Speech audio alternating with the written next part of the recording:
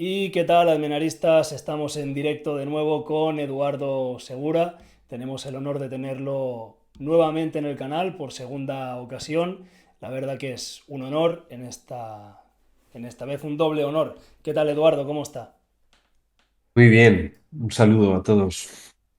Ayer fue el Día Internacional del Era Tolkien. Vi que subió un vídeo en su canal de YouTube que si queréis buscarlo es @eduardosegura6, en el que hacía una lectura sobre Turin Turambar. ¿Por qué? Así es. ¿Por qué eligió esta obra? Y sé que tiene devoción por ella. Cualquiera que quiera visitar nuestra entrevista que está por el canal lo sabrá, pero aún así le preguntaría. Bueno, es difícil. La verdad es que es difícil escoger de entre todo lo que escribió Tolkien un solo texto para, para un día como el de ayer, que como digo en el vídeo que he subido a mi canal de Facebook, no es un día que yo celebre ni que le dé cierta importancia, pero no sé, el otro día me dio por ahí y dije, bueno, pues este año sí que voy a hacer un vídeo breve. Y escogí ese texto porque desde la primera vez que lo leí, yo te estoy hablando a lo mejor de, no sé, de 1993 o por ahí, como quizá antes, no lo sé, no te sabría decir, pero hace mucho tiempo. Recuerdo la sensación de extrañeza que yo experimenté, que era más profunda. No fue antes, porque lo leí en su versión del Silmarillion, cual que no es la versión, digamos, más acorde con la mente de Tolkien, si tenemos en cuenta que es Christopher quien hizo la edición. Por eso quise leer ayer la de Los hijos de Urin, que me parece más cercana quizá a ese sentir. Recuerdo que me golpeó mucho la expresión, esta idea de que Urin escucha los pasos del destino que se precipitan detrás de él, ¿no?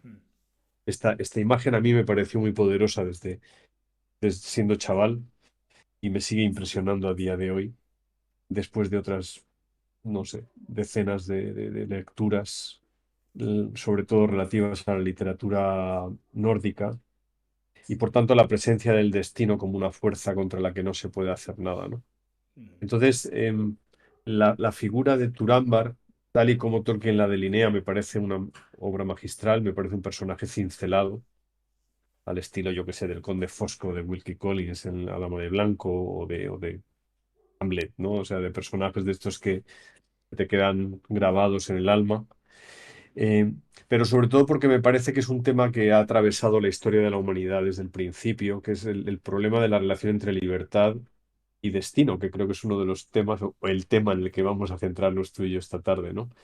El hecho de pensar si hay algo que podamos hacer que altere un aparente fatum, una aparente fuerza ciega que controla básicamente todo nuestro destino, o si de algún modo estamos interpretando un papel, ¿no? O sea, al estilo de Calderón de la Barca, ¿no? Al estilo de La vida es sueño, del Gran Teatro del Mundo, pues somos simplemente actantes que salen, hacen su parte y se marchan, ¿no? Y me parecía que este esfuerzo de Turin Turambar por pelear contra el destino, o sea, por darse el nombre de Señor del Destino, para acabar por el destino dominado, en esta especie de epitafio tremendo y trágico que sirve de colofón a la obra. Era una reflexión de Tolkien, como un homenaje personal, yo pienso, a lo que había sido objeto de su estudio, de sus lecturas durante décadas, que es el tema de la relación entre libertad y destino, y que en el caso de Tolkien ya había sido parte de sus lecturas y reflexión siendo muy chaval, desde probablemente ya la época en la que Tolkien está preparándose antes de irse a la primera, a la Gran Guerra, y después cuando escribe sus primeras obras de acercamiento al mito de Kullervo, ¿no? Como han sido publicadas creo que en 2014 por Minotauro y un poquito antes por HarperCollins, ¿no? Entonces ahí me parecía que había algo que a Tolkien probablemente le fuera especialmente cercano, en tanto en cuanto la vida de alguien de esa época, más allá de la belleza formal del texto y de la relación entre semántica y forma, era algo que yo creo que a Tolkien le preocupaba como ser humano. La posibilidad de reflexionar. Esto es algo que, por ejemplo, San Agustín, nada menos que San Agustín, en sus últimos años, dedicó muchísimas horas y muchísima reflexión y páginas a intentar eh, casar las ideas entre libertad y destino que desde la perspectiva del cristianismo, ¿no? O sea, que no es un tema baladí, es un No, tema no, no, no. importante. Y por eso siempre que me han dicho, elige un texto, pues suelo tirar por ahí, o si no me voy a ver en Lucien, si no me voy a algo de El Herrero de Button Mayor o Hoja de Nigel, alguna vez alguna cosa del Señor de los Anillos, pero bueno, por ser una obra, esta última más citada, pues suelo escapar un poco de un lugar más bien común. Yo un pequeño paréntesis, desde aquí agradezco a la Capra sus archivos porque la verdad que gracias a ello me estoy leyendo Hoja de Nigel y empiezo a entender bastantes cosas de las que le he escuchado decir. Es espectacular. Eh, es curioso porque cuando le he preguntado por qué escogió hablar de Turing Turambar, yo no tenía en cuenta que esto iba a venir a coalición perfecto del tema del que queríamos hablar. Para usted, ¿hasta qué punto es posible conciliar el destino, la libertad? ¿Usted en qué coordenadas se mueve? ¿Es determinista? ¿Una escala de grises? ¿Cree en el absoluto libre albedrío? Bueno, yo soy cristiano, soy católico. Ujú, Desde mi fe y desde mi estudio de esta cuestión durante muchos años y también desde, lógicamente, mi experiencia personal, no tengo una respuesta que yo pueda decir, esta es la respuesta y tenéis que aceptarla, ¿no? ujú, Creo que hay, eh, tal y como yo lo entiendo, la libertad del ser humano es es un regalo que Dios ha hecho a cada persona y que es el regalo que establece justo el ámbito en el que nosotros podemos jugar, entre comillas, con Dios, es decir, establecer las coordenadas de nuestra aceptación o no aceptación de las reglas del juego, ¿no? Dicho de otra manera, la libertad que nos ha sido dada, yo eso es una convicción que tengo, ¿no? Que no es que estemos estableciéndonos, o sea, como actores de una obra ya prefijada, en la que simplemente se nos obliga ciegamente a interpretar nuestro rol. Yo pienso que sí que somos nosotros quienes construimos nuestro destino con el marchamo de nuestras decisiones personales, ujú, por más que estemos condicionados y por tanto no creo en la libertad absoluta si la libertad absoluta se entiende como pura indeterminación. Pero es que yo creo que la libertad absoluta como pura indeterminación no existe. No hace falta ser cristiano, protestante o ateo. Es una cuestión de hecho. Nadie, ninguno, ni siquiera un ser humano en una isla ujú, sería eh, libre completamente a ese respecto, ¿no? Porque nadie puede ser ley para sí mismo. Es una cuestión sobre la que Kant reflexiona profundamente y a partir del siglo XVIII, de hecho, el derecho tiene que ver con esto, ¿no? El derecho se convierte en positivismo. La letra de la ley es la que nos unifica, la que se convierte como en el listón ante el cual todos somos iguales, ¿no? Y por tanto la noción de un derecho natural o de unas coordenadas previas queda desgraciadamente en muchos casos abandonada, ¿no? El derecho ahora mismo es normativo y por eso hay tantísima burocracia, ¿no? Hasta la náusea. Pero bueno, eso es otro tema, ¿no? Yo creo que la libertad absoluta no puede existir en tanto que nosotros, en tanto que la libertad misma no es solo la capacidad de decir, de hacer lo que a uno le apetece a la capacidad. Eso es creo que una definición de libertad muy epidérmica, muy Roma, ujú, incluso para, para chavales que empiezan a ejercitarse. Cuando uno está en la adolescencia, pues claro, la libertad es hacer lo que yo quiero y imponer mi criterio respecto del de mis padres, respecto del de mis profesores o del de mi pandilla, ¿no? Pero la plenitud de la libertad no tiene que ver con hacer lo que uno quiere o no hacerlo, o hacerlo cuando uno quiere. Es ujú. algo mucho más profundo, me parece. Sí, de hecho vivimos en unos tiempos, y esto lo hablaba con Carlos Carlín de Camino a Númenor, desde aquí un saludo, en los que el término de libertad se acaba desdibujando, pierde toda noción, todo sentido, entramos en terrenos muy metafísicos. Mira, voy a hacer una breve exposición y a partir de aquí, si quiere comentar, yo, como ya sabe, yo me muevo un poco en las coordenadas del marxismo, para mi entendimiento del mundo, sabiendo que esto te da para entender ciertas cosas y que igual que toda ideología es una cosa limitada, con una visión sesgada de la realidad. Desde el marxismo no se puede entender el amor. por ejemplo, por así decirlo. Eh, Obviamente, desde esta doctrina yo entiendo la libertad como la capacidad real de llevar a cabo tu proyecto de vida, tu voluntad o una acción. Y distingo entre libertad positiva, libertad negativa. Entiendo que existe el concepto amplio de la libertad, pero lo que realmente tenemos son unas libertades y otras que dejamos de tener o que no disponemos de ellas.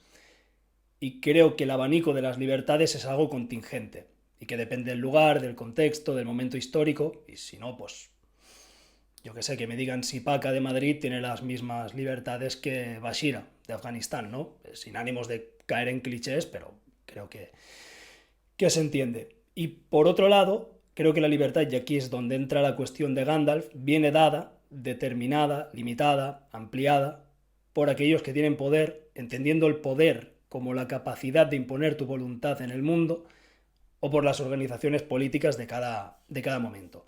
Entonces, para mí este es el punto donde se abre una serie de contradicciones que exigen definición o otras definiciones de libertad.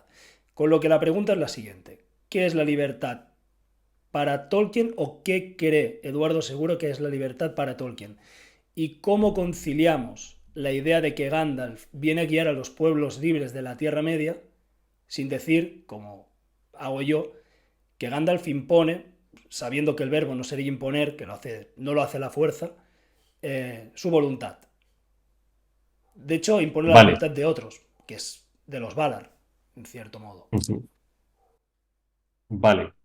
Eh, bueno, no creo que pueda ser esta tarde sistemático en exceso respecto en cuanto a mi respuesta, ¿vale? Así que te pido disculpas.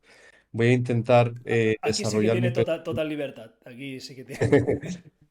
como ausencia de determinación. Vamos a ver. Al exponer tu punto de vista, has hecho referencia a algo que me parece interesante notar porque va a darnos luz respecto de lo que yo quiero explicar. Tú te has movido en la definición de libertad respecto del ámbito de lo social. Casi todo el desarrollo breve que has hecho de tu visión de la libertad tiene que ver con lo literalmente político en el sentido griego, con el ámbito de la relación del individuo con la polis, con el Estado, ¿no?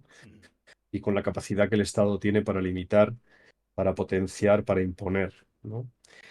Pienso que esa manera de entender la libertad también tiene carencias, porque deja fuera el ámbito de lo que creo que para Tolkien es un nuclear, que es el hecho de la libertad en el ámbito del interior del individuo, ¿vale? En su magnífico y maravilloso y yo creo que imprescindible libro El hombre en busca de sentido, Víctor Frankl, es un psiquiatra que fue superviviente de Auschwitz, escribe este libro. De verdad, si podéis haceros con él y leerlo y releerlo, es una especie de libro de cabecera que a más de uno le puede ayudar incluso a salir de determinados abismos, ¿no? Eh, Víctor Frankl cuenta con el terrible peso que tienen las vivencias personales de ese calibre, que no son muchas, que en el campo de concentración las primeras personas que morían eran aquellos que no tenían un motivo para sobrevivir. Léase una novia, una mujer, un esposo, en su caso, como era hombre y estaban solo los hombres, pues hablaba todo el rato en masculino, ¿no? Un hijo, un proyecto, una profesión, etcétera, ¿no? Y cuenta que al cabo de un tiempo, muchas personas, él lo cuenta con el patetismo de quien lo ha presenciado, ¿no? Pues se lanzaban contra las alambradas, literalmente desesperanzados, desesperados ya, para ser asesinados por los nopos, ¿no? Por los vigías. Sin embargo, cuenta él que los que sí que tenían un sentido para la supervivencia pudieron seguir adelante. Por lo tanto, en el ámbito de las circunstancias más extremas a las que un ser humano se puede ver expuesto, como es el caso, eh, la libertad interior no queda suprimida.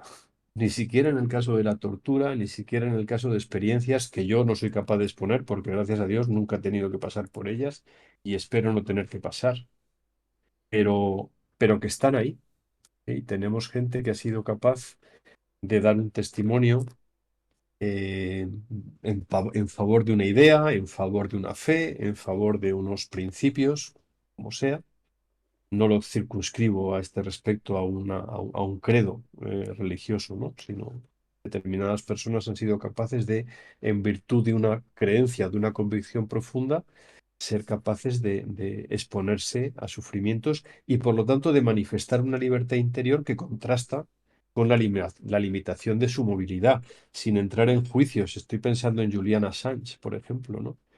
Que en defensa de sus ideas y de esa puesta en conocimiento público de determinados documentos que molestan a los poderes fácticos, pues lleva, no sé si son 11 años ya enclaustrado en una embajada, eh, porque si no, pues va a ser deportado. Hoy había algunas noticias en la prensa respecto de una triquiñuela legal que le va a permitir, pues, conseguir estar un poco más de tiempo protegido, ¿no? De esta deportación. Ujú. Por lo tanto, el ámbito de la libertad, el verdadero ámbito de la libertad es el ámbito del interior del ser humano. Y eso es algo que nadie le puede arrancar. En el ámbito de lo íntimo, no hay nadie que pueda entrar por grande que sea su poder, ¿no? Y estoy pensando aquí respecto de Tolkien, luego hablaremos de Gandalf, ¿no? Ujú, De otros correcto. personajes, ¿no? De Morgoth imponiéndole a Urin, ¿no? El mirar la Tierra Media a través de sus propios ojos, ¿no? Intentando quebrantar su voluntad. Toda la historia relativa a las relaciones de Sauron con los elfos, ¿no? Y antes de él, de Melkor, ¿no? De quebrantar las voluntades para intentar esta especie de eco del non serviam bíblico, ¿no? Del no serviré de Satanás o del non serviam, como aparece, por ejemplo, en el retrato del artista adolescente de James Joyce, ¿no? La idea de una voluntad que se erige como contraria radical a la voluntad divina, ¿no? Em, Tolkien, cuando se habla de que Tolkien era católico, yo creo que habitualmente se hacen lecturas como muy epidérmicas a este respecto y se acaba hablando pues de que las lenguas son la Eucaristía, la verdad de la Virgen María, todo este tipo de alegorizaciones tan, a mi juicio, exageradas y sobre todo descontextualizadas que requerirían un esfuerzo y un trabajo de detalle muchísimo más fino que el que se hace a brocha gorda habitualmente, ¿no? Y que tiene muchas veces que ver con arrimar el ascua a la sardina del que quiere defender a Tolkien y ponerlo como estandarte de un catolicismo así beligerante y rancio, ¿no? Pero bueno, ya digo, también eso es otro tema, ¿verdad, Uri? Me parece que es interesante ver que en el ámbito de la libertad para Tolkien lo que hay es o sea, Gandalf actúa durante todo El Señor de los Anillos como garante de que las decisiones que cada personaje va a tomar sean decisiones personales. Gandalf no creo que sea el líder de los pueblos libres. Es el catalizador de la incertidumbre de los pueblos libres. Y Ujú. de alguna manera, aunque haya sido enviado por los Valar con una misión concreta, perdón, él no tiene derecho a obligar a los pueblos libres a actuar de la manera que él cree, ¿no? Y por lo tanto, desde el punto de inicio en Bolsón Cerrado, cuando él le explica la historia del anillo a Frodo, para hacerle ver la importancia de que él tome una decisión personal y acepte ser portador del anillo. Hay un momento, te acordarás, muy bien recogido en la película de Jackson, por cierto, en el que Frodo le da el anillo a Gandalf. O sea, le ofrece ser el portador del anillo. Ujú. Y la respuesta de Gandalf, creo que aquí está la clave de lo que tú me estás preguntando. La respuesta de Gandalf es que si él aceptara el anillo, convertiría en última instancia el bien en algo obligatorio. Y por lo tanto, quebrantaría las voluntades de todos los demás justo por el lado contrario, pero en el mismo espectro que Sauron. Sería peor que el Señor Oscuro, porque convertiría el mal en algo obligatorio. Y el mal existe exclusivamente como oferta, exclusivamente como algo que nos es ofrecido y que queda pendiente de nuestra aceptación o de nuestro rechazo. Esa es la grandeza. Ahí sí que es Tolkien plenamente católico Ujú. en el hecho mismo de que ni siquiera estos días que estamos en Semana Santa, ni siquiera la redención obrada por Cristo es algo que se imponga a cada ser humano. Y esto lo vemos todos los días, ¿no? Hay mucha gente para quien lo que está ocurriendo o lo que los cristianos recordamos estos días o conmemoramos durante la Semana Santa es simplemente no significativo y por lo tanto son unos días de vacación y ya está, y no tienen sentido eh, eh, vinculante, ni místico, ni religioso, ni de ningún otro tipo, ¿no? Son ocasiones de turismo u ocasiones de contemplación de obras de arte y poco más, ¿no? Entonces, creo que es interesante ver que Gandalf, a lo largo de la historia, por ejemplo, Gandalf no sabe que Sam va con Frodo, y cuando llega a saberlo, se sorprende para bien y su corazón descansa por primera vez después de muchos días, así se lo dice a los que le escuchan, porque para él eso era algo que no estaba en el guión. De la misma manera, él prevé, siente, intuye que Gollum desempeñará un papel de alguna manera antes del final, pero ni sabe en qué va a consistir ese papel, ni muchísimo menos tienen idea de que ese papel va a ser tan importante en un momento de literal incertidumbre para toda la Tierra Media, que es cuando Frodo se quiere convertir en el nuevo Señor Oscuro, ¿no? Es decir, a lo largo de la hora, por ejemplo, Gandalf no sabe que él va a caer en Moria, no es no es No omnisciente, es omnisciente, correcto. ni es omnipotente. Él vuelve, le es permitido, según dice en el capítulo 5 el Caballero Blanco, en las dos torres, dice, me ha sido permitido volver durante un tiempo. He olvidado muchas cosas que sabía, ¿eh?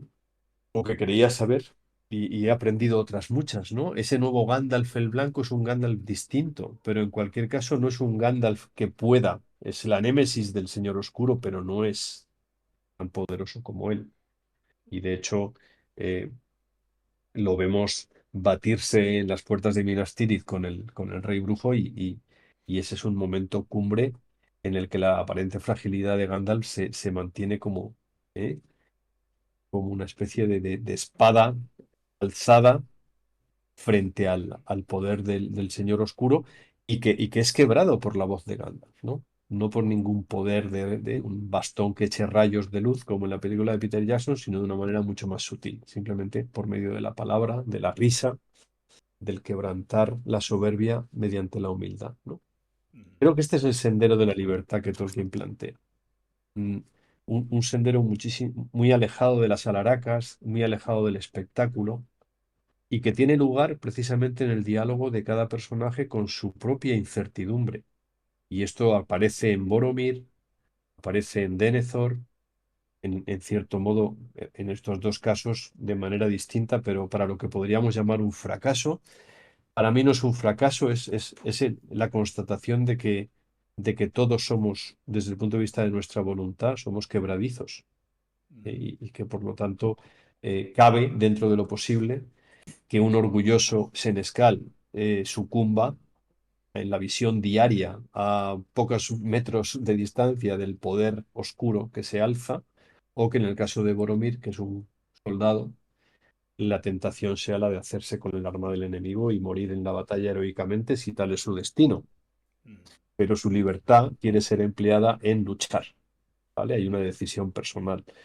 En el caso de los elfos, de Elrond o de Galadriel, tenemos una libertad artística, y por lo tanto es una libertad que es plenamente consciente de que las mareas del tiempo se llevarán por delante toda la belleza que ellos han sido capaces de generar a partir de su imaginación y de poner por obra, ¿no? En el caso de Pippin y Merry, su libertad es insospechada. Ellos van planificando su libertad a medida que el requerimiento a su madurez va haciéndose cada vez más profundo. Cuando ellos salen de la comarca no tienen ni idea, son como dos chavales, literalmente un par de adolescentes, que no han tenido una responsabilidad a la que hacer frente, ¿no? Solo tienen una cosa muy valiosa, digo solo entre comillas, ¿no? Y es que son leales. Y sobre la base de esa lealtad, a Frodo, ni siquiera la misión, ¿eh? En el libro se ve mucho más claro que es a la misión, pero bueno, en las películas, desde luego, es más bien un colegueo estúpido, ¿no?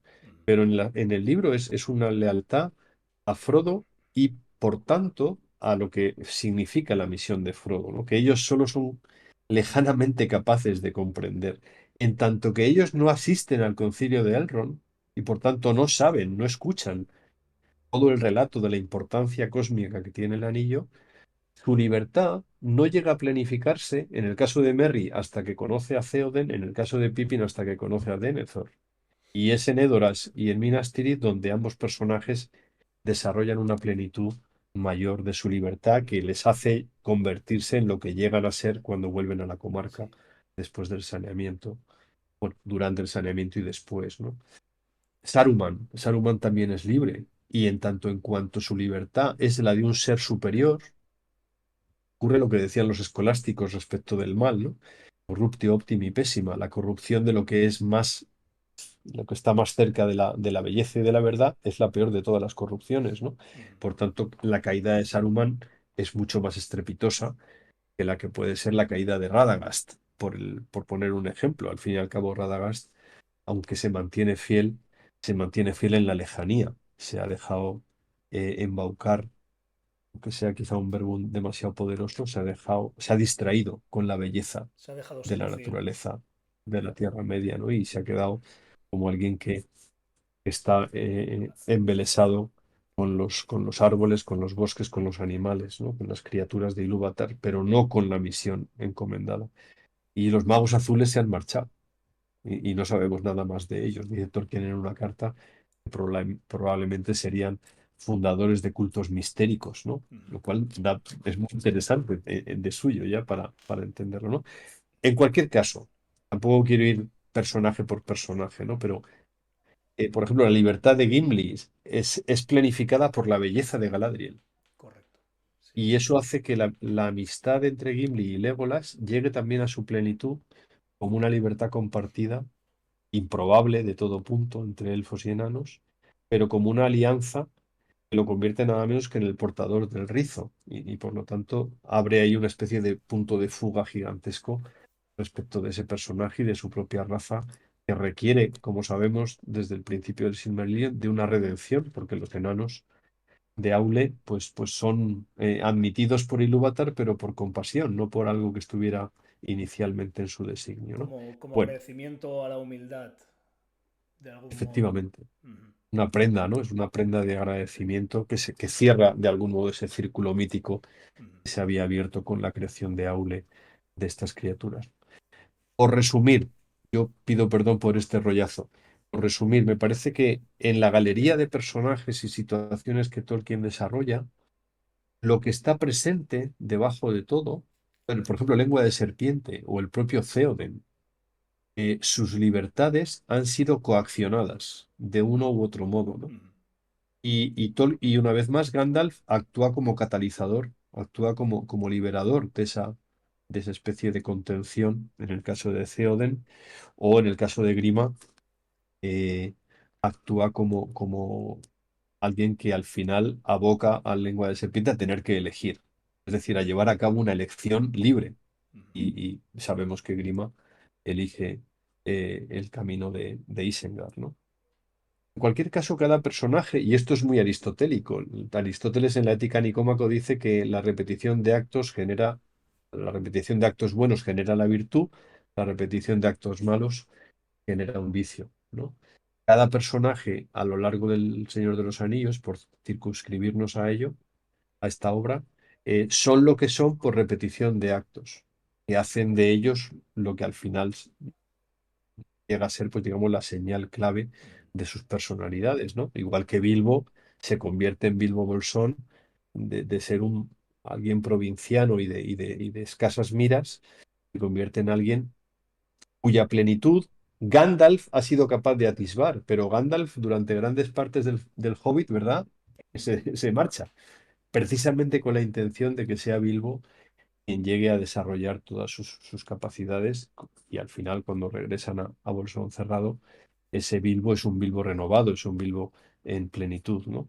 Mm, Por tanto, digo, Gandalf es una especie de mentor, en el mejor sentido, es un mentor como mentor en la Odisea, ¿no? Es alguien que cuida con la intención de que cada personaje, y no, eh, digamos, es más, la intención de Gandalf se centra más en cada personaje que en los pueblos libres. mm, Al fin y al cabo, su contacto con los pueblos libres, en lo que es la narración, ha tenido lugar en momentos concretos y luego en el Concilio de Elrond, pero él no, él es más un consejero. En una de sus cartas, Tolkien dice que ah, le pregunta a una lectora si Gandalf es un ángel. Y Tolkien responde que es un ángel solo en el sentido etimológico. En griego, angelos, angelu significa mensajero.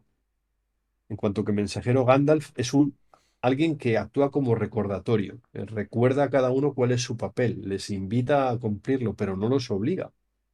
Los pone delante de su responsabilidad personal. Y esa es la plenitud de la libertad que Tolkien yo creo que tenía en mente, ¿no? Al final, lo que, lo, lo que tenemos cada uno que hacer, esto es un poco lo de Spider-Man, ¿no? Un gran poder conlleva una Claro. gran responsabilidad. La plenitud de nuestra libertad se hace in the making. O sea, a medida que hacemos lo que tenemos que hacer, nos hacemos más libres.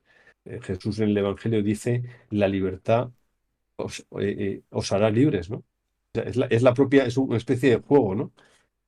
Cuanto más hago lo que tengo que hacer, más libre soy para hacerlo. Cuanto más obedezco, más libre soy. Es una de esas muchas paradojas que tenemos en la existencia, ¿no?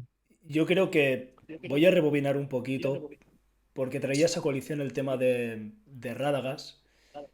Él toma la libertad de enamorarse de la Tierra Media, de dejarse seducir por los encantos de los árboles, de la naturaleza. Sin embargo, yo creo que se desprende de ahí una idea que es que todos los personajes, o al menos la inmensa mayoría de ellos, tienen un deber, una línea que seguir, algo que hacer. Eh, Algunos de estos personajes no siguen ese quehacer, esa misión que tienen, fracasan y de un modo u otro son castigados. Otros, sin embargo, por hacerlo, pues en cierto modo, son recompensados. Sin embargo, cogiendo Rádagas, ¿cómo se entiende que tenga una misión, que tenga unas obligaciones y que dentro de ellas tenga unas libertades limitadas y no pueda accederse de ellas? Eh, Y no es pequeño mucho lo que paréntesis, sabemos. voy a encender la luz, por si... Perdóname. No es mucho lo que sabemos de Radagast. Yo creo que sobre todo lo que sabemos de él es a través de lo que cuenta Gandalf en el concilio en Rivendell, ¿no? Por lo tanto, quizá el problema que tiene o que se le presenta a Radagast es que él, vamos a ver, hay un ámbito en el que nosotros podemos no traicionar del todo nuestra libertad, pero sí podemos negarnos a desarrollar del todo nuestros talentos, las capacidades que nos han sido dadas, ¿no? ¿Te acuerdas ese diálogo que ocurre en Bolsón Cerrado en el capítulo 2, La sombra del pasado, y que Peter Jackson ha trasladado a Moria, en el que Gandalf le dice a Frodo, Que cada eh, uno puede decidir qué hacer con el tiempo que solo se le ha dado. nosotros podemos decidir qué hacer con el tiempo que nos ha sido dado, ¿no? Cuando Frodo se lamenta de que Bilbo no matase a A Gollum, Gollum. ¿no? Y Gandalf le da esa lección sobre la compasión que luego el propio Frodo tendrá que asimilar y de hecho asimilará y que se convertirá en el punto clave no solo de la salvación de Gollum, sino de la salvación de toda la Tierra Media, En la ¿no? Porque la catástrofe. compasión, la misericordia de Frodo es lo que consigue que Gollum sea actor principal en las grietas del destino, ¿no? Pero Saruman, perdón, Radagast también ha sido alguien a quien se le ha dado decidir qué hacer con el tiempo, ¿vale? Y él ha tomado su decisión, ha hecho su opción, igual que la ha hecho Saruman, igual que la ha hecho Gandalf, ¿no? Recomiendo a este respecto releer los cuentos inconclusos, el capítulo sobre los Istari, cuando se habla de la llegada renuente de Gandalf a la Tierra Media. Gandalf no quiere ir a la Tierra Media, no por miedo a Sauron, sino por miedo a sí mismo, lo cual es señal de plena sabiduría, ¿no? El hecho mismo de saber que uno tiene los pies de barro y que por lo tanto la amenaza del enemigo no es la importante, sino la amenaza de tu propia fragilidad que puede llevar, en su caso, a reclamar el anillo para sí, para convertir el bien en algo que se pueda imponer a las demás y por tanto hacer que, lo que la leyenda del anillo se tuerza aún más, ¿no? Un anillo para gobernarlos a todos en el bien o según la voluntad del que cree que está imponiendo o haciendo que el bien sea pleno, ¿no? Eh, si hay algo característico de la libertad tal y como Tolkien la entiende, es la plena garantía de que es una oferta radical, ante la cual cabe la aceptación, el desprecio, la negación, cualquier actitud humana, ¿vale? Y en ese sentido, cada personaje se tiene que retratar. Yo pienso que lo que ocurre con Radagast es que, por más que sea un maya, no es todopoderoso y tampoco es omnisciente. A él se le han otorgado una serie de características creaturales que tienen que ver con Yavanna, que tienen que ver con una comprensión del tema musical inicial y que por tanto son limitadas respecto de otras coordenadas Ujú. cosmogónicas. Para cuando Radagast desciende a la Tierra Media, su creciente familiaridad con la belleza del mundo creado le acaba por seducir, porque la belleza también tiene esta capacidad. Podemos enamorarnos de las cosas bellas. Esto es algo, es un hecho. Y en lugar de trascenderlas e ir a la fuente de esa belleza, podemos quedarnos en esas cosas bellas mismas, ¿no? Y por lo tanto, aprender el lenguaje de los pájaros, etcétera, etcétera, ¿no? Sin embargo, en Radagasta hay algo muy valioso y es que él sigue siendo fiel. Y te acuerdas que en el libro él le avisa A a, Gandalf. a Gandalf, ¿no? Y este aviso reviste luego cierta importancia, por más que Saruman se apropie de esto como algo que es mérito suyo para engañar a Gandalf, etcétera, etcétera, ¿no? Pero hay algo en las palabras de Radagast que yo invito a releer a quienes nos escuchen, y que tiene que ver con esta idea de que él no se aparta del todo, Radagast no se aparta del todo de la misión que le ha sido encomendada. Y por lo tanto, a partir de ahí es posible pensar en que cuando termina la Guerra del Anillo, Radagast, del que no se nos dice nada, pueda volver a, a la presencia de los Valar como alguien que en cierto modo ha cumplido, al menos en parte, la misión que le fue asignada, ¿no? Sería interesante plantearse qué habría pasado si Radagast hubiera sido tan fiel como Gandalf. Y qué hubiera ocurrido si la Compañía del Anillo hubiera tenido dos magos como guías, ¿no? Rompiendo esta especie de 9 contra 9 que se establece a partir de la Comunidad del Anillo, ¿no? Eso daría para otra historia, obviamente, ¿no? Pero sería una historia que podría ser desarrollada a partir precisamente de esta idea de una libertad, como en el caso de Gandalf, plenamente comprometida en la aceptación y en el cumplimiento de la misión, ¿no?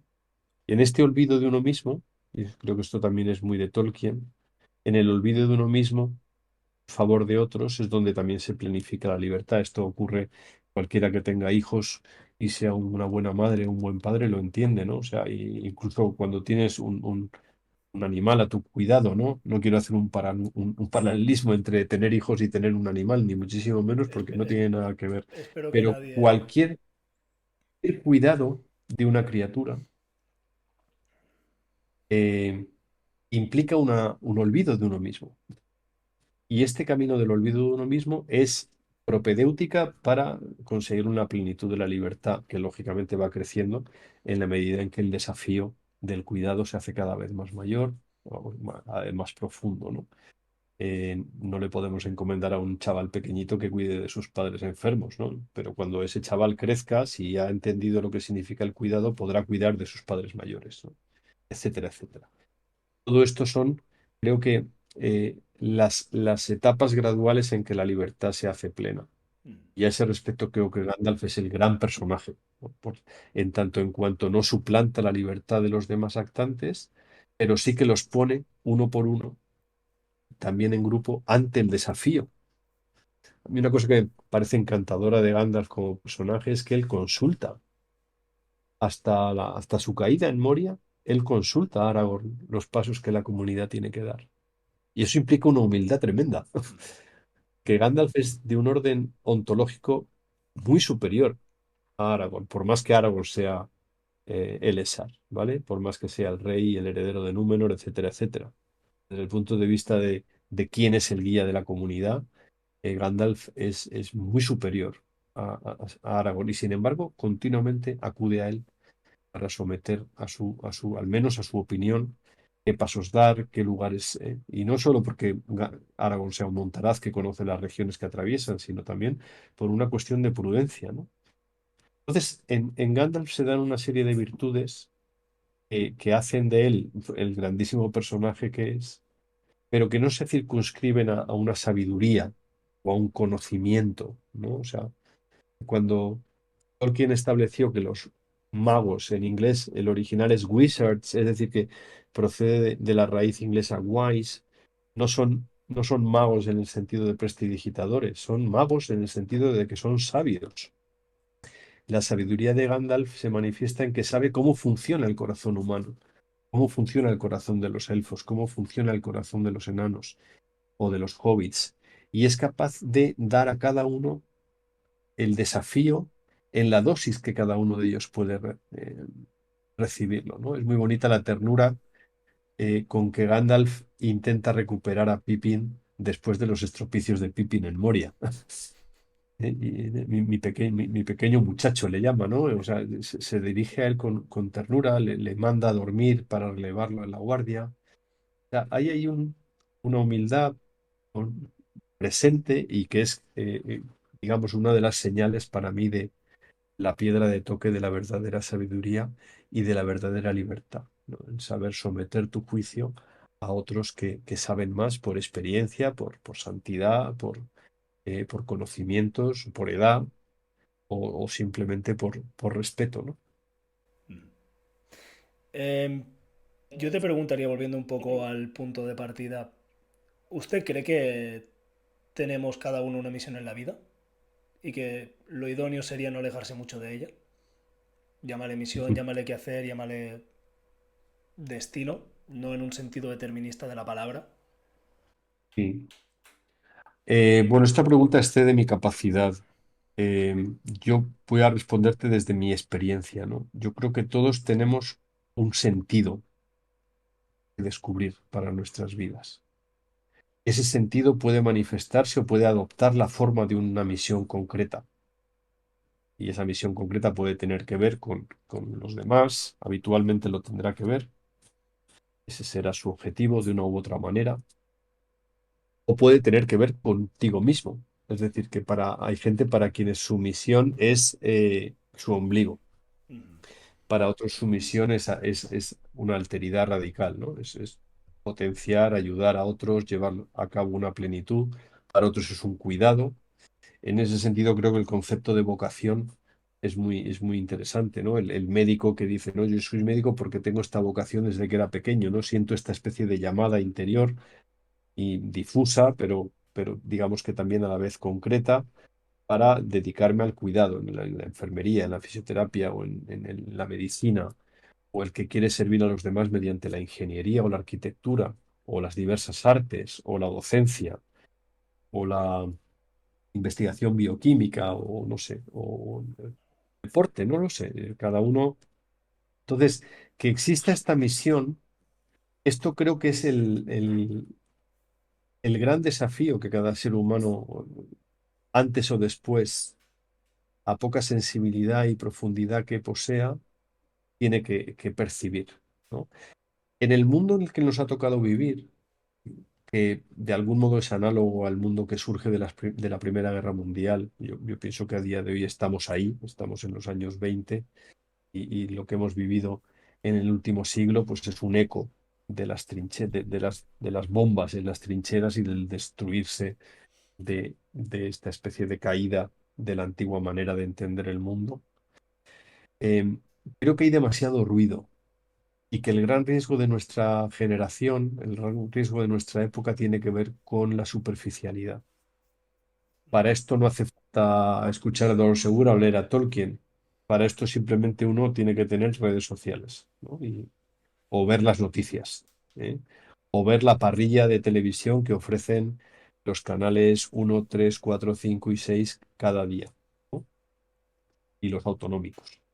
Es simplemente poner la tele y ver las estupideces a las que se dedican millones de euros y esfuerzos y vidas completas para hablar de la última imbecilidad que ha hecho Isabel Pantoja o sus hijos o de Kate Middleton, o de las frivolidades con las que se tratan a veces temas muy serios, y de la enésima chorrada que se le ha ocurrido decir a no sé quién cuando le han puesto un micrófono debajo de la boca.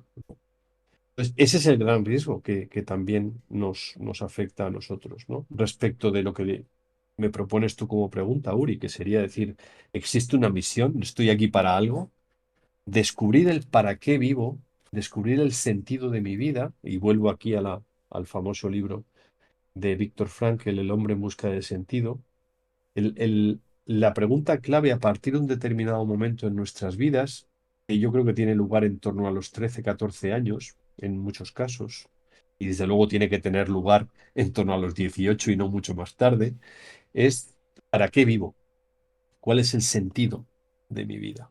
No, no solo de tejas abajo, no solo, digamos, desde el punto de vista de mí mismo, sino cuál es el sentido de mi vida respecto de lo que voy a hacer con ella en bien de los demás, ¿vale?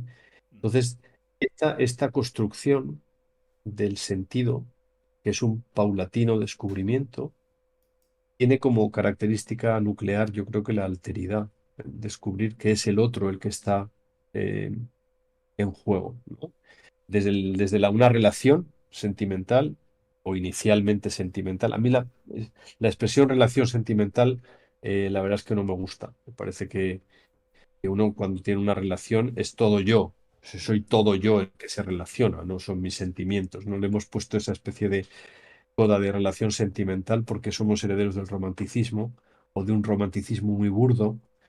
Por eso hemos derivado, ¿no? Pero desde cualquier tipo de relación de amistad, siguiendo los cuatro amores, tal y como lo escribe Clive Staples Lewis, desde del amor a las demás, del amor a los animales, del amor a uno mismo, del amor erótico, del amor a Dios, cualquier forma de amor es una forma concreta de salir de mí mismo para preocuparme de otro. Y en toda Y relación hay esto, sentimiento, por otro lado. pero no se circunscribe solo al sentimiento. Se puede amar sin sentimientos. El amor es un ejercicio de la voluntad principalmente y no de los sentimientos principalmente. Muchas relaciones llamadas sentimentales fracasan porque solo están apoyadas en el sentimiento. Y el sentimiento es caprichoso, es evanescente. En cuanto el sentimiento se enfría, uno piensa que se le ha acabado el amor, es una expresión muy habitual y muy socorrida, y uno pasa a lo siguiente o a la siguiente persona. Y ese es el escenario en el que estamos a día de hoy, ¿no? Relaciones fracasadas, muchas veces porque uno sigue buscando una especie de amor ideal que no existe, por supuesto, y que uno cree que será la siguiente persona en la que se va a cristalizar este afán que tengo de, en el fondo, de ser feliz yo y no de hacer feliz al otro, ¿no? Entonces, en última instancia, la plenitud de la libertad implica negación, siempre. En el caso, por volver a Gandalf, en el caso de Gandalf, su libertad se planifica en el puente de Hazad Dûm. Y esa especie de esa negación de sí, defendiendo a la Compañía del Anillo, da como resultado de un don, de una dádiva inmerecida por él, lo convierte en Gandalf el Blanco. Por eso él dice, se me ha permitido volver. No es que he vuelto como Gandalf Blanco, no, no, se me ha permitido volver y por tanto tengo una misión renovada que sigue teniendo como condición sine qua non la entrega de sí mismo. ¿Se entiende? Perdona que se me está acabando la energía. Estoy aquí como No, no hay respeo. inconveniente, no, no ha sido el único con problemas de iluminación o relacionados Entonces, con electricidad. ese es el tema que yo veo en el caso de Tolkien, que hay una relación en los personajes. Una y otra vez ellos son puestos a, ¿cómo diría? Más bien, no puestos, sino expuestos a la necesidad de entregarse. Y esto es algo que hace finalmente que Frodo Nueve Dedos, ante los ojos nada menos que de Saruman, sea alguien literalmente que ha crecido. Has crecido mediano, Sabio y cruel. ¿eh? Sabio y cruel. Eres sabio y cruel. Claro, a los ojos de un soberbio, la compasión es vista como crueldad, porque es algo insoportable, ¿vale? Entonces, sería interesante establecer esta especie de mapa caracteriológico de tal manera que cada personaje respecto de los demás establece unas relaciones que son unas al inicio y que a lo largo de la obra van mudando, van cambiando y se van convirtiendo en una especie también de, ¿cómo diría?, de caracterización ulterior de los personajes, ¿no? Por ejemplo, aunque Frodo eh, se resista ante Boromir, Frodo no sabe hasta el final qué ha sido de Boromir, ¿vale? Y su reacción ante ese conocimiento, pues es probablemente la reacción de la compasión en el sentido griego, ¿no? De compatere, de padecer con el sufrimiento de aquel amigo al que le había enloquecido la ambición. En definitiva, era la ambición de defender la Tierra Media, ¿no? Y así todo lo demás, ¿no? El propio, se pueden ver también las limitaciones de Sam. O sea, el propio Sam es obstáculo para la conversión, diríamos, de Gollum, ¿no? Sí. Sméagol no consigue llegar a ser otra vez Sméagol porque Sam lo descubre, según él piensa, intentando quitarle el anillo a Frodo, cuando en realidad lo que está queriendo hacer es acariciar el rostro de Frodo mientras duerme, ¿no? Todo esto tiene que ver, creo, con una especie de modo reflejo en que nuestra vida ocurre a veces así. ¿Cuántos no hemos tenido, yo al menos lo he tenido, la experiencia de intentar hacer el bien a alguien y arañarlo? A veces nuestras mejores intenciones se ven truncadas por nuestra propia limitación, por las limitaciones del otro o porque la ayuda que queríamos ofrecer en ese momento no podía ser bien acogida. Y esa especie de ofrecimiento queda en agua de borrajas, queda truncado porque no somos capaces de que nuestro querer se cumpla, porque a veces nuestro querer, incluso en el afán de querer ser lo mejor para el otro, se convierte en una invasión de su libertad, ¿no? Por tanto, creo que es un camino misterioso. Yo no tengo las respuestas a ese respecto, ¿no? No creo que nadie las tenga. Pero todo esto forma parte de un gran juego cósmico. Digo juego en el mejor sentido, ¿eh? No en el sentido de que Dios sea el gran sádico del cosmos, ni alguien que juega a los dados, sino de un cuidado providente y de una historia que se despliega en los cuatro puntos cardinales y que por lo tanto escapa a nuestra comprensión por falta de capacidad, no es porque Dios mantenga oculto varios ases en la manga, ¿no? Sino porque a nosotros no podemos comprender, no tenemos todo el cuadro delante de los ojos. A nosotros nos es dado quizá mirar el tapiz desde el otro lado. Y entonces solo vemos unos cuantos nudos y un lío y una maraña de colores que nos resultan incomprensibles. Pero si fuéramos capaces, pues, un poco la analogía de la caverna de Platón en el libro séptimo de la República, si se nos diera mirar, darnos la vuelta y ver la verdad, seríamos capaces de quedar asombrados en esa contemplación, ¿no? Y creo que eso es un poco lo que Tolkien nos ofrece, ¿no? Al final podemos entrar en la Tierra Media y revisitarla y una y otra vez ver lo que hay en ella con ojos renovados, porque lo que ofrece es el retrato no ya de personajes concretos, sino de personajes dinámicos, que en su crecimiento se convierten en espejos de nuestro crecimiento biológico y espiritual, ¿no? Entonces, por eso uno no entiende igual a Frodo a los 15 años que a los 25, que a los 29 o que a los 31 después de haber perdido a un amigo, ¿sí? O, y así con todos los demás personajes, ¿no? Las obras de arte literario tienen, yo creo, la virtud concreta de que son eh, propedéuticas para nuestra vida, nos permiten prepararnos para vivir nuestra vida. Y en la medida en que hemos vivido otras vidas leyendo, somos capaces luego de encarar la nuestra con una riqueza de matices que no tendríamos si fuéramos analfabetos, en el sentido de que no hubiéramos leído tantas obras y por tanto que desconociéramos la galería de posibilidades que se nos ofrece o que se nos ha ofrecido a lo largo de la historia de la humanidad. Vamos a ir con la que en principio sería la última pregunta. Esta la hago, en cierto modo, de parte de Jano, de Entre Orcos y Hobbits. Un saludo desde aquí. Tuve una charla con él en la que nos planteamos la opción de si Melkor y Sauron, por haber estado presente en la música de Ilúvatar, partiendo de su mente, más o menos conociendo sus designios, si ellos sabían realmente lo que hacían. Y luego se desprende otra cuestión, que es que lo que hace Melkor forma parte de los designios de Ilúvatar, o más bien Melkor actúa, ¿cómo decirlo?, de un modo aparte de ello, independiente, contribuyendo a la creación de Ilúvatar.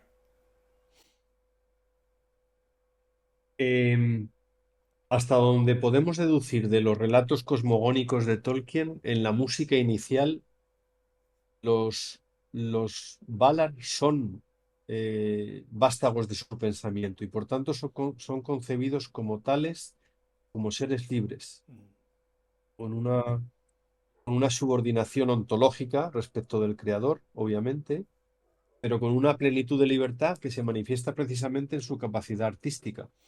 Cada uno de estos personajes es capaz de generar eh, diríamos, unos arreglos del tema musical principal, ¿verdad? Los Valar son los arreglistas del tema de Ilúvatar, ¿no? O sea, pues, producción y composición, Ilúvatar. Arreglos, los Valar.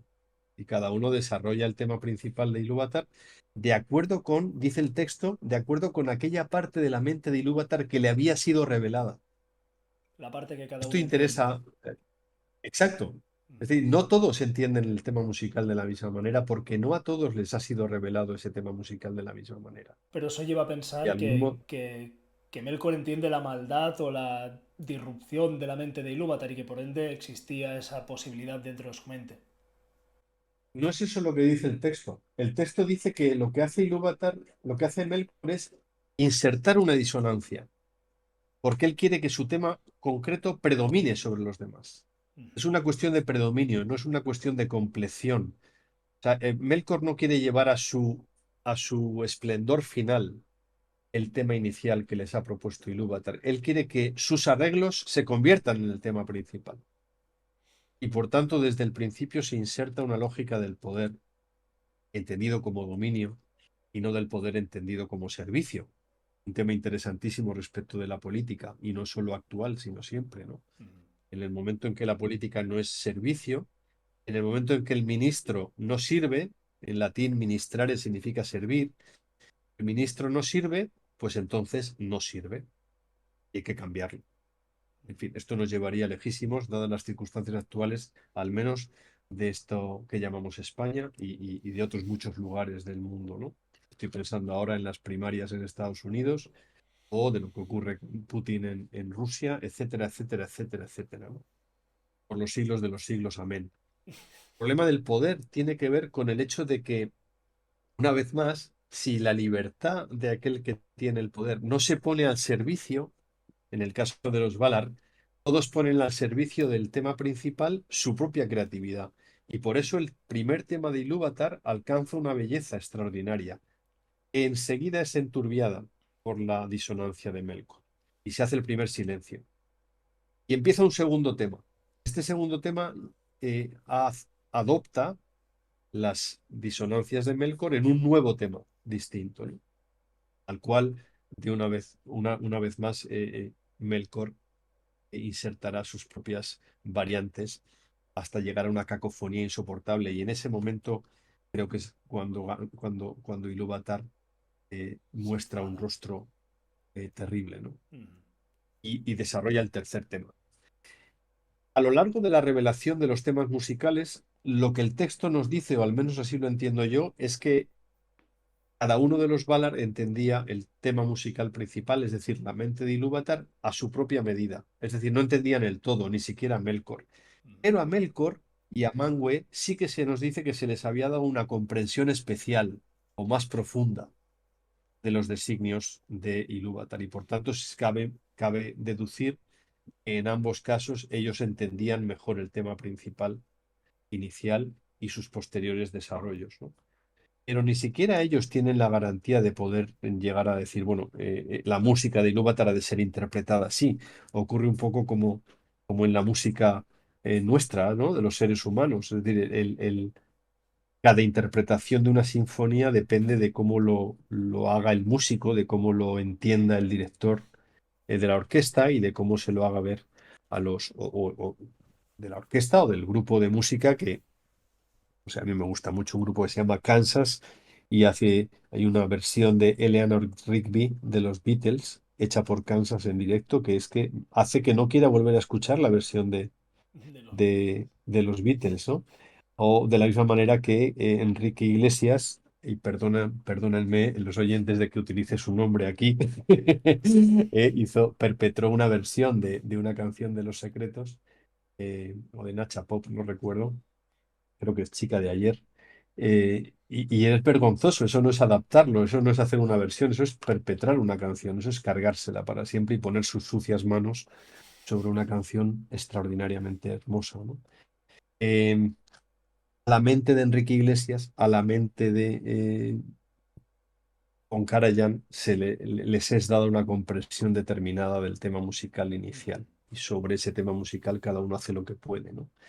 Con Karajan mucho, Enrique Iglesias, el pobre, pues no da No, para más. Entonces, esto es lo que yo creo que hay un poco en el caso de Tolkien. La libertad creativa enifica la realidad, la lleva a su compleción. Y en ese caso, Ilúvatar, por designio inicial, quiere contar con la libertad de los Valar para hacer más bella Ea, hacer que Arda maculada, que Arda sea algo parecido a lo que él quiso al inicio, ¿no? Pero nadie sabe, por ejemplo, ni siquiera Melkor, que los segundos nacidos estaban en el plan inicial de Ilúvatar. Hay partes del plan de Ilúvatar sobre la Tierra Media, sobre el mundo, que no han sido revelados a ninguno de los Valar. Y nadie sabe qué ocurrirá al final de los tiempos. Nadie sabe en qué consistirán las estancias de mandos respecto de determinadas razas. Ninguno de nosotros sabe cuál es el destino final de Frodo, por ejemplo, de los portadores del anillo. Podemos especular, podemos conjeturar, etcétera, etcétera, pero hay una parte que Tolkien muy sabiamente deja en la sombra. Nadie sabe cuál será el destino final de Tom Bombadil, ni qué pasará con los árboles, si Bárbol y los Ents se encontrarán a las Ent mujeres. Hay un montón de cuestiones que quedan ahí como preguntas poéticas, como preguntas que están vinculadas a una belleza literalmente mitológica y por tanto que adquieren el relieve que tienen los mitos verdaderos, que es que tienen su propia lógica, de que como mundos posibles desarrollan su propia versión de las cosas, ¿no? Y por eso son verosímiles, por eso son creíbles, por eso son profundamente deseables, etcétera, etcétera, ¿no? Entonces no creo que en el caso de Sauron, perdón, de Melkor, él sepa todo, él no tiene todas las respuestas, porque hace las preguntas incorrectas. Y como se plantea las preguntas mal, no puede llegar a respuestas verdaderas. Y vive ensimismado. El problema de Melkor es el problema de todo mal. Es que el mal no es la nada, eso es una imposibilidad metafísica. El problema del mal es que vive retorcido sobre sí mismo. Es lo contrario de la apertura. El mal vive twisted, ¿no? Es como los espectros del anillo, ¿no? The, de- son the wraith, ¿no? Son los que están, de la palabra wrath en inglés, ira, el que está airado está retorcido en su interior, en su espíritu. Esto igual se Esto lo puede ver explica muy bien el también, profe. también en un Goliant. Efectivamente, o sea, en esta especie de deleitarse en destruir la luz de los árboles, La ¿no? insaciabilidad. Y bebérsela, Ujú, exacto, ¿no? ujú. En esa oscuridad de ella la araña, que está, es casi tangible y que Sí, hace ese capítulo tan absolutamente angustioso como lo llama, frente a... la no light, la no luz, Exacto, como exacto, una nada pero con materia. eso es. Sí. Entonces estas nociones Dime, dime. Adelante, adelante, por favor. Nada, nada, que estas nociones que son así aparentemente abstractas, literalmente metafísicas, creo que son importantes para entender bien cuál es el alcance de la obra de Tolkien en profundidad, porque la obra de Tolkien requiere una comprensión metafísica Sí, que vaya más sí, sí, allá sí, sí. de la materialidad de saber los pelosos, los albos, los no sé qué, los fuertes, este es el mapa, este es Tom Bombadil, ¿vale? Hay que comprenderla en su sentido cósmico, literalmente cósmico. Y a ese respecto me ha encantado estas preguntas que me has hecho porque tienen que ver con las aguas profundas que vivifican eh, una hermenéutica de la Tierra Media de una manera sapiencial. Es decir, ¿qué nos enseña en la Tierra Media como seres humanos? No, no quién era el tatarabuelo de Aragorn. Personalmente me importa un bledo. De hecho, no lo sé, ni tengo ningún interés en saberlo. Me parece que las preguntas a las que a mí, al que le guste saber quién era el tatarabuelo de Aragorn, pues estupendo, ¿no? Pero a- a- lo que la Tierra Media ofrece es un Una espejo en el serie, que encontrar cuál es mi rostro una serie de y verdades profundas. los modos en que nuestro propio rostro va adquiriendo matices a medida que crecemos.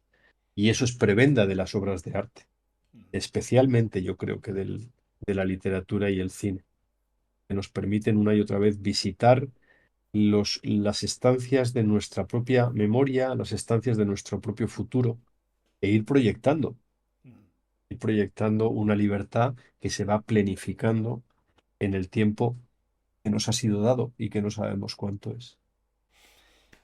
Pues creo que con esta entrevista hemos ampliado la libertad, al menos los que hayamos escuchado sus palabras, absolutamente.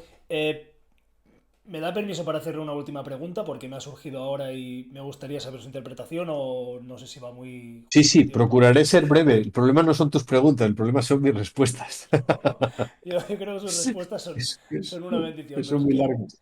me gustaría, y con esto ya cerramos de verdad, preguntarle cuál es su interpretación acerca de la cuestión de la última música en la que los Edain, en la que los hombres van a cantar junto a Ilúvatar y Ujú. junto a los Valar. ¿Qué cree que quería Para decir mí, Tolkien con ello? sí, sí. A ver, mi interpretación, y no he indagado mucho a este respecto, es más una conjetura. Quiero decir, lo leí en su día, eh, sobre todo a medida que aparecían los volúmenes de la historia de la Tierra Media, sobre todo los referidos al libro de los cuentos perdidos, el Silmarillion. Eh, Creo que tiene que ver, es la cara positiva de eso que Ilúvatar dice cuando le espeta a Melkor que sus disonancias y sus intentos de destruir el tema inicial no son más que parte de una belleza mayor que él ni siquiera ha sido capaz de imaginar, ¿no? Eso que Ilúvatar le dice en ese momento a Melkor, a mostrarle quién, no quién manda, ¿no? Sino cuál es la belleza inimaginable para Morgoth, es algo que se cumple en la última música. Es decir, si en ese momento inicial cosmogónico Ilúvatar acoge las disonancias de Melkor y las transforma en una nueva música que va a ser integrante del mundo que está a punto de crear, la música que interpretarán los Edain será en la aceptación, el acogimiento que Ilúvatar llevará a cabo de la libertad de los hombres mortales destinados a morir y de sus obras. Es un mensaje muy positivo a ese respecto, ¿no? Creo que es muy esperanzador Desde luego. entender que en el mundo de la Tierra Media, y creo que en este sentido es parecido al modo en que se entiende desde el cristianismo, las obras de los seres humanos, lo que hagamos aquí, será parte de una felicidad futura, será parte de un embellecimiento del mundo. Esto está, respecto de las fuentes escriturísticas, podríamos citar el, el Génesis, ¿no? Cuando Yahvé le dice a Adán eh, que todo lo que haga, le pone en el jardín de Edén para que trabaje y todo ese trabajo será parte de un embellecimiento del paraíso, ¿no? O sea, la creación de alguna manera sale de la mente y de la voluntad divina en el Génesis incompleta y por lo tanto voluntad divina que los seres humanos la lleven a su compleción y por eso el trabajo Génesis 2:15, el trabajo es parte de ese encargo, ¿no? De embellecer la tierra, creced, multiplicaos, trabajad la tierra, llevadla a su plenitud, ¿no? Embellecedla con obras de arte, etcétera, etcétera, ¿no?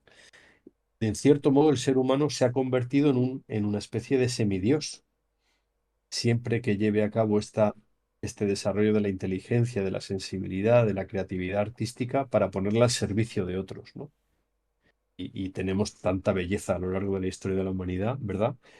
Que nos sirve hasta de solaz para el alma, de descanso, para decir, mira, cuántas cosas hermosas hemos sido capaces de hacer, los avances de la ciencia, cuando han servido para salvar vidas, para ayudar a otros, para tantas cosas grandes, ¿no? Entonces, eso es parte de la música, de la última música. Eh, Trasladándonos al mundo de Tolkien, pues en la última música, lógicamente, resonará la interpretación de Aragorn, pero también resonará la compasión de Frodo y la magnanimidad de Sam y la serena inocencia de Pippin y Merry, ¿vale? Es decir, todo eso será parte de un modo en que Ilúvatar acogerá las obras de sus criaturas como modo analógico de su creación. Es lo que Tolkien llamaba la subcreación. Mm, A nosotros, dice Tolkien en el poema Mitopoeia, aún, aún creamos según la ley en la que hemos sido creados, ¿no? O sea, el hombre es subcreador, el hombre es imagen y semejanza de un creador y por tanto nuestro modo de crear esa imagen y semejanza de alguien. ¿Y cuál es esa ley en la que hemos sido creados? La ley de los mundos posibles, ¿no? La ley de lo que, ¿y si yo ahora junto el vapor con una rueda? Pues tengo una locomotora, ¿no? Y si yo junto estos cables y tal, pues tengo el teléfono. Y si pongo un satélite en órbita, pues tengo, etcétera, etcétera, ¿no? Perdonad que sea tan burdo y tan simplista, pero es por no alargarme más.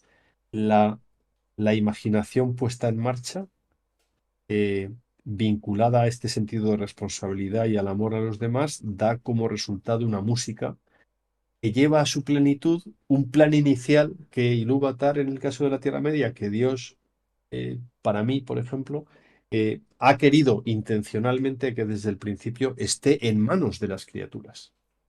Es como el padre que empieza a ayudar a su hijo a hacer una manualidad y al cabo de un rato dice, ahora sigue tú. Ahora sigue tú porque esto es tuyo, esto eres tú el que tiene que llevarlo a su... yo no puedo suplantarte, no debo suplantarte, eres tú quien tiene que hacerlo. Gandalf se marcha de repente y Bilbo tiene que quedarse solo para que Bilbo crezca.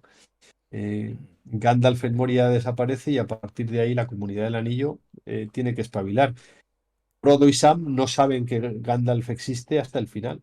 Para ellos, Hasta ellos que muere. cumplen la misión pensando que Gandalf ha muerto Mm, y en cierto modo ha muerto, ¿no? Pero claro, el reencuentro con Gandalf el Blanco para Frodo y Sam es una catástrofe de dimensiones cósmicas, ¿no?